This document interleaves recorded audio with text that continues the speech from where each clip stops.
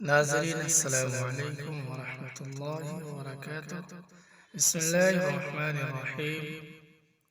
وظیفہ برائے رشتہ برات۔ بیٹی کا رشتہ نہ ملنے کی صورت میں اس مبارک یا عدل کا ورد کریں، اللہ تعالی اچھا اور بہترین رشتہ عنایت فرمائے گا۔ اور اگر جہیز کے معاملات میں پریشانی ہو تو اللہ تعالی اسباب پیدا فرمائے گا۔ اس اسم مبارک کا وظیفہ کرنے والے کی اللہ تعالی بیٹیوں کے نصیب سمیت امور میں کفالت اپنے ذمے لے لے گا۔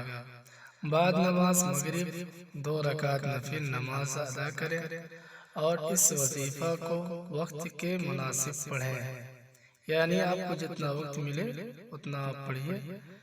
100 مرتبہ، 300 مرتبہ، 1000 مرتبہ پڑھ کر اللہ تعالیٰ سے اپنی حاجت پوری ہونے کا سوال کریں۔